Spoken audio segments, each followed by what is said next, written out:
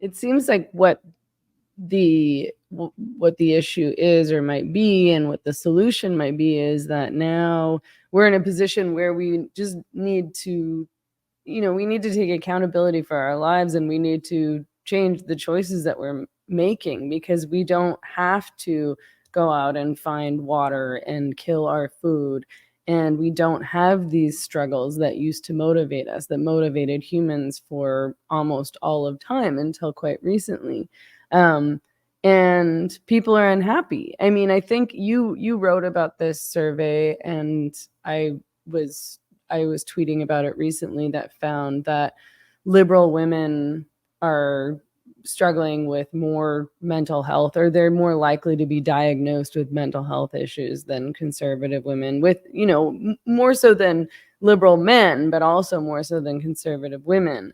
And I was trying to figure out what that was about. You wrote about that, obviously, so you have some idea. But I mean, my general opinion about the mental health struggles that are, that young people in particular, Gen Z and millennials, are facing, have to do with this gamification that you're talking about, this spending way too much time online, looking at porn, so not being motivated to go out and struggle to find a relationship, to find sex.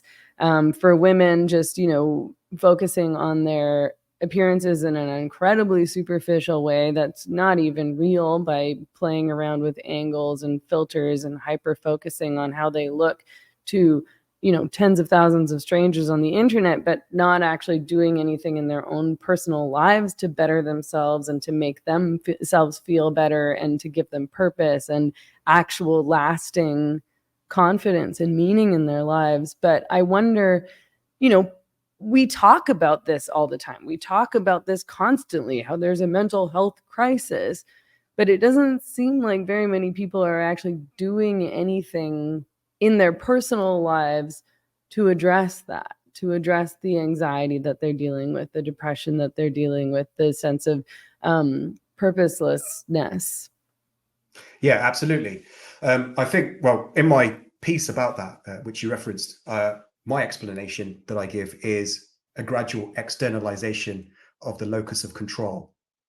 So the locus of control is the extent to which you believe that your choices determine your destiny, as opposed to external circumstances. People who have an internal locus of control, they believe that they determine their destiny with their decisions. So, if you are suffering, if you're sad, then that's because of your decisions that you're making, and you have the power to change it with your actions. People who have an external locus of control believe that their destiny is determined by external factors, things that they can't do anything about. So if you have an external locus of control and you are depressed, then you would blame it on maybe it could be racism, it could be sexism, it could be the loss of God, the death of God, or whatever. You just find something in society which is capitalism. causing People blame the capitalist system all the time for these kinds of issues. Yeah.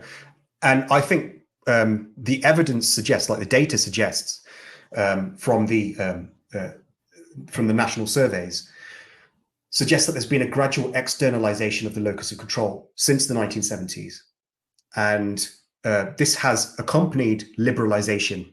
So as the world has become more liberal, and particularly the West has become more liberal, the locus of control has become more external. So people are now blaming things more and more on outside factors rather than on themselves.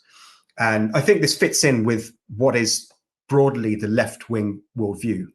I think one of the core differences between left-wing politics and right-wing politics is that left-wing politics tends to view human problems as the product of systems, of external social systems. So again, capitalism, systemic racism, the patriarchy, whatever you want, whatever system you want to use. But that's generally what the left does, is the left blames individuals' problems, human problems, on the systems in which those individuals live. Whereas the right takes the opposite approach. It tends to view all problems as the result of individual decisions. So if you fail in life, it's because you made the wrong decisions. If you are unhappy, it's because of yourself. It's because you've made the wrong decisions. You need to make better decisions. And so what's happened is that originally the world was more conservative. And so people tended to take responsibility for their own suffering, for their own maladies in life. And gradually, as the world has become more liberal, the more and more people's problems are being blamed on society as a whole.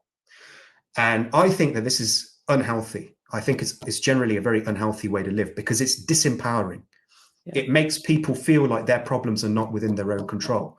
Yeah. And what could be worse than that for your health, for your mental health? If you believe that your suffering is something you can't do anything about, it's just, oh, well, it's just capitalism. It's just systemic racism. You can't do anything about it. It's just the system in which you live. You've just got to live with it. It's defeatist. And I think Jonathan Haidt wrote a great piece, which inspired my piece, in which he found correlation between anxiety and depression in the young, and the levels to which they believe that their problems are the result of outside forces. So there was a correlation between externalization of locus of control and mood disorders. And I think this goes a large part to explain why liberals tend to be more depressed. And again, I'm not saying this is the only explanation. Again, that's a rookie mistake. It's not the only explanation, but it's a large factor that needs to be considered in this. And I think it's probably one of the most prominent explanations for what is going on. It neatly explains why there is this difference between conservatives and liberals, and also why there's a difference between men and women, because women tend to be more liberal than men. And so, this is a problem that has really sort of become a key driver for many of the sort of horrific and sort of depressive behaviors that we're seeing in the world now. If you feel that your problems are not something you can do about, then you're just going to disappear into fictional worlds, and you'll play video games when you should be fixing your life. Because what's the point? What's the point? Exactly. What's the point in trying to fix the world if it's all the system? If the system, is holding you down, then you might as well just lose yourself in a video game. Or you might as well just go along with it. There's nothing you can do about it. There's nothing you can do to change. So you might as well just feel gratified in the moment, happy in the moment. Yeah. And all of this, I think, comes down to ultimately that people are being distracted from bettering themselves. That's the core issue at the root of it all. And all of these systems that we've been discussing, they all do that one thing. They distract us from bettering ourselves by providing us with amusements and by making us feel good in the short term, but at the expense of our long-term health and happiness.